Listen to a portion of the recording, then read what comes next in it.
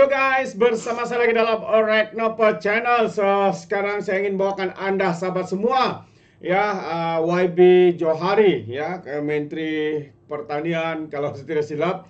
Hari ini beliau tiba masanya untuk membuat penggulungan ataupun menjawab segala persoalan-persoalan yang dikemukakan semasa dalam sesi perbahasan. Dan apa yang saya lihat sahabat semua, YB Johari memberikan jawapan dengan tenang, dengan padu, mantap sekali.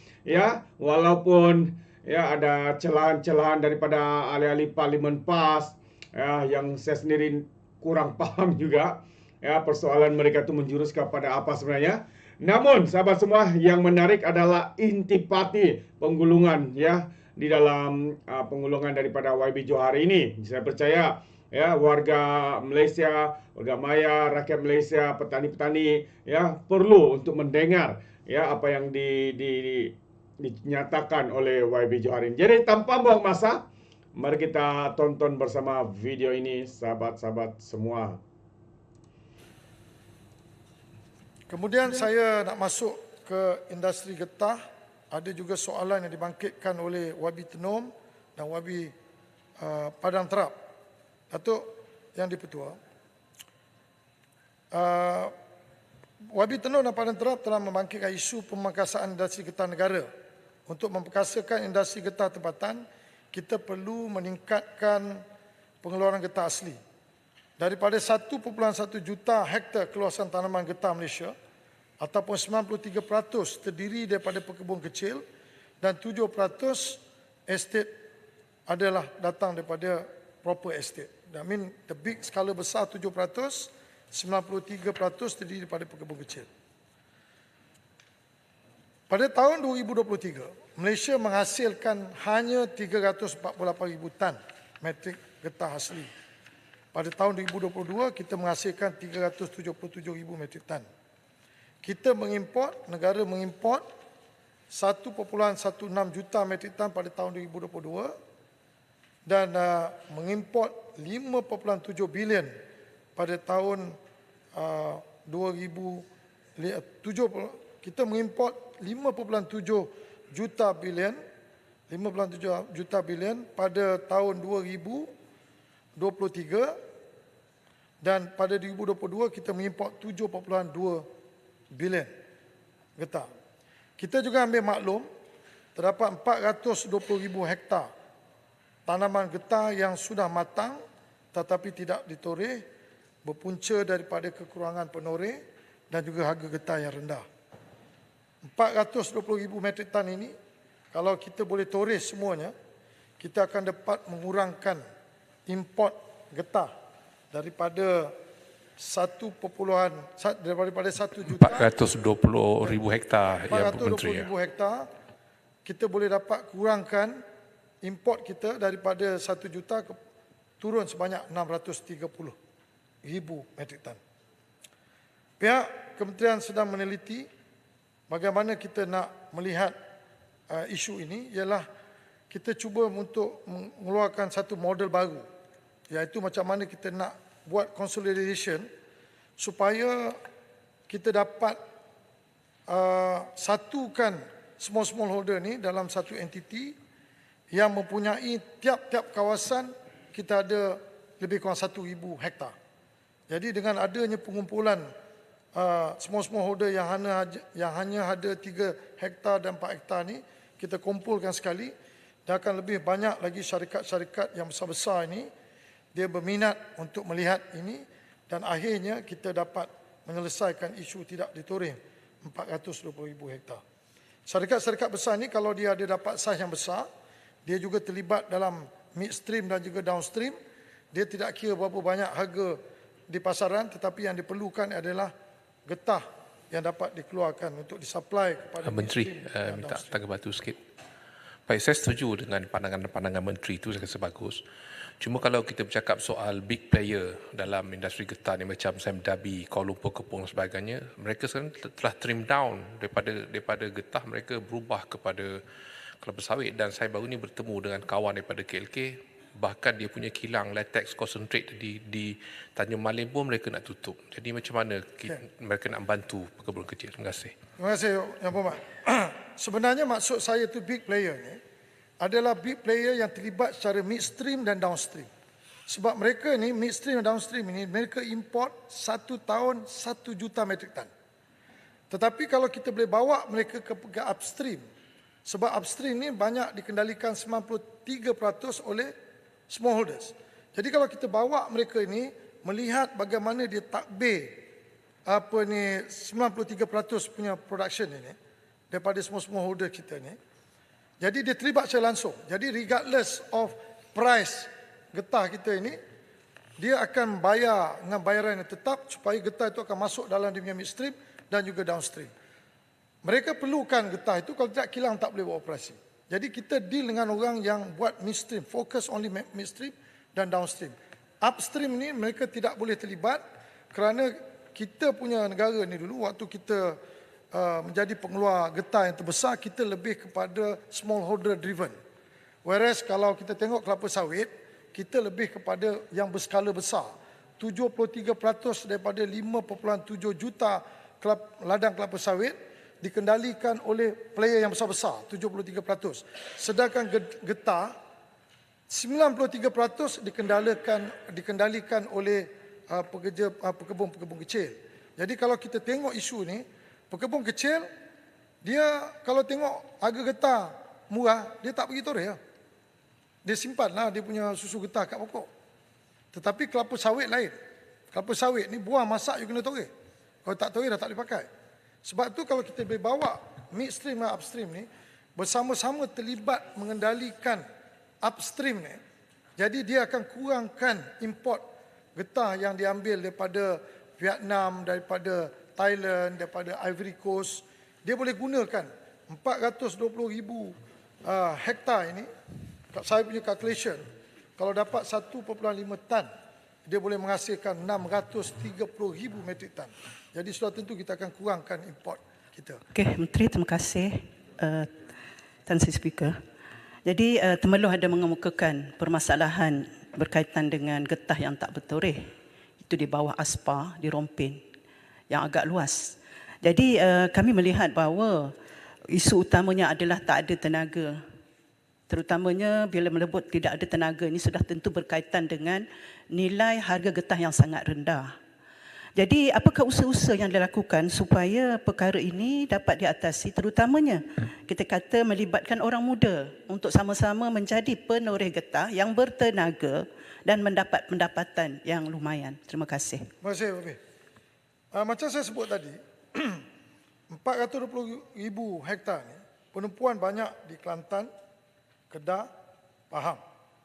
Jadi inilah target kita. Kita nak kalau boleh bawa private sector datang menjadi the buyer for anything yang kita produce, apa yang kita toreh ini keluar saja bayar regardless of the price.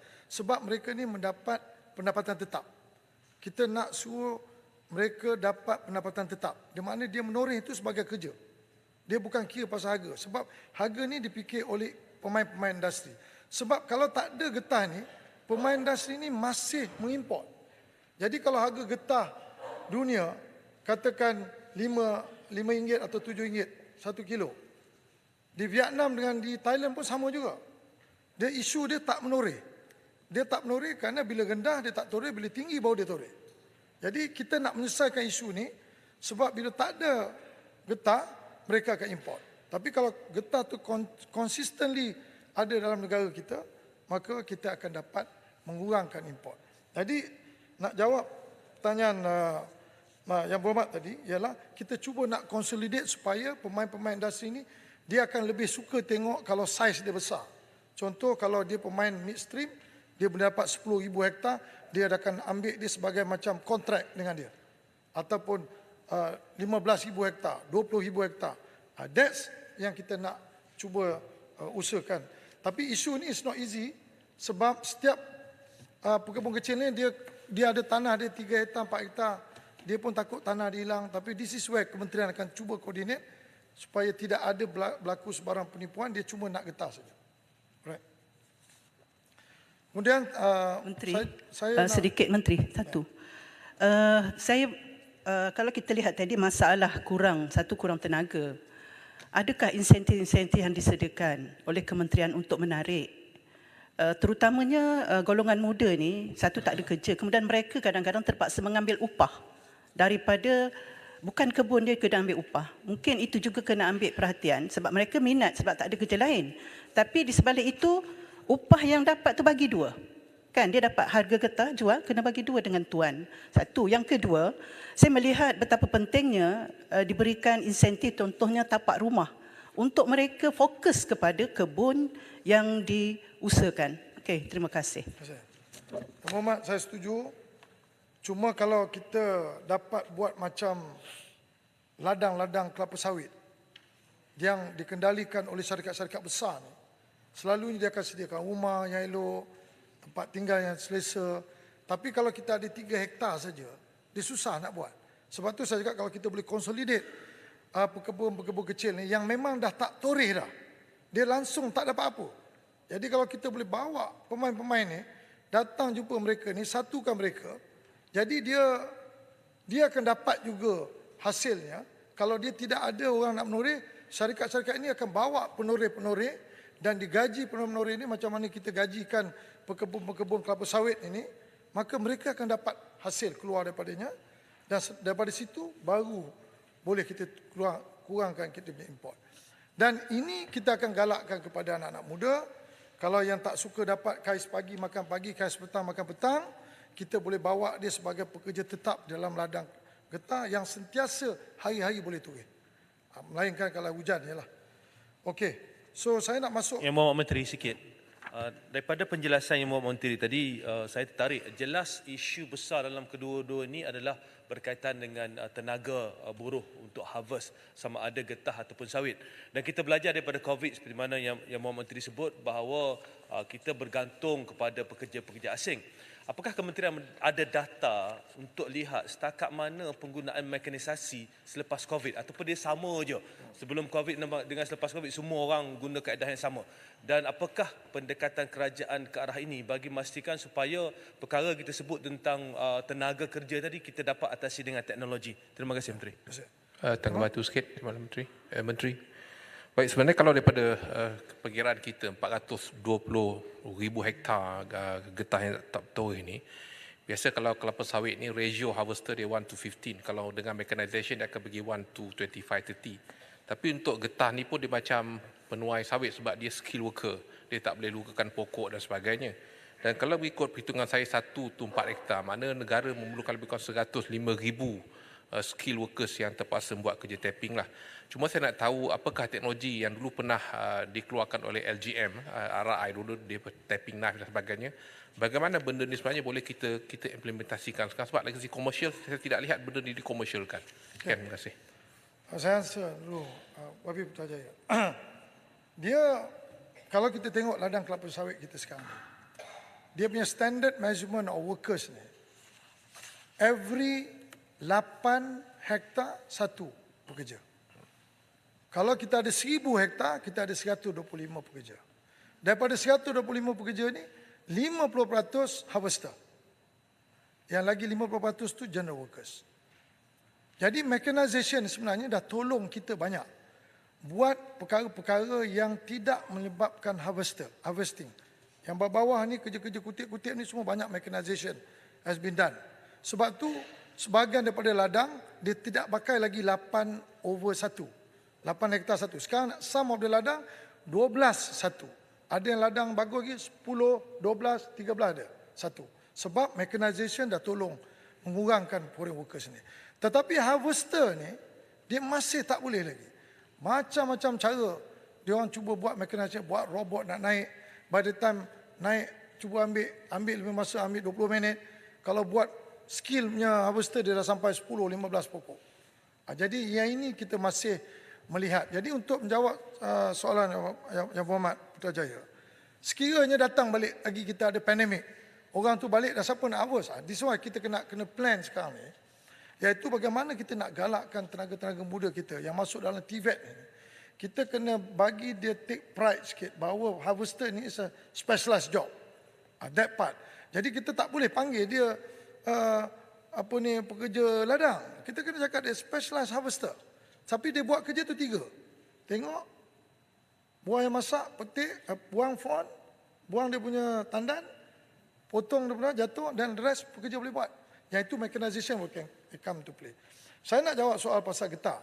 Getah pula, dia lebih kurang, kalau you ada 4.5 hektar, you perlukan lebih kurang dalam, the ideal situation is you kena ada 4.5 hektar untuk satu workers. Maknanya dia boleh toleh 3 hari, lepas tu patah balik. Dia boleh buat macam tu. Sebab tu kalau kita cuma ada 3 hektar, sebab tu dia tak ada economic scale. Tapi kalau kita boleh consolidate ni 10,000 hektar, kemudian kita panggil anak-anak muda ni harvest, pay them a fixed salary, and then the midstream and downstream will take this product, then kita make sure kita control import. The government will control import. Sekarang government tak boleh control import. Kalau kita control import, kilang akan tutup sebab tak ada feedstock. Natural rubber tak ada. Jadi kita nak kena manage benda ni, ialah supaya jangan biarkan 420,000 ni, hektar ini, dia terbiar macam tu saja. Dan banyak daripada pekebun kecil kita ni semua dah berumur. Dan kemungkinan mereka juga tak hanya keluar apabila betul-betul harga tu tinggi, ataupun dia berkongsi dengan pekerja-pekerja asing, datang secara bukan pekerja tetap untuk toreh dan share pulangan daripada hasil. Itu pun bergantung kepada penjualan harga getah pada ketika tersebut. Jadi pandangan saya ialah, kalau kita boleh consolidate ini, tapi dia mengambil masa. Sebab pertama nak kena bincang soal tanah, nak meyakinkan tuan tanah, kemudian kita nak bawa investor yang terlibat dalam midstream dan downstream to participate dalam kita punya strategi ini.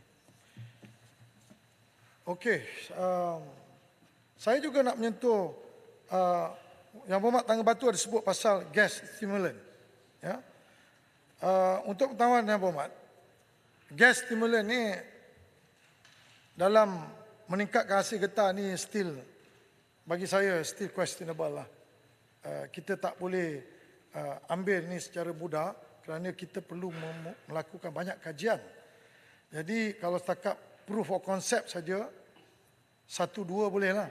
Tapi kalau kita nak kena buat skala besar, paling tidak pun kita akan apply 1,000 hektar. 1,000 hektar baru kita dapat tengok. Dan kemudian kita kena ada 2.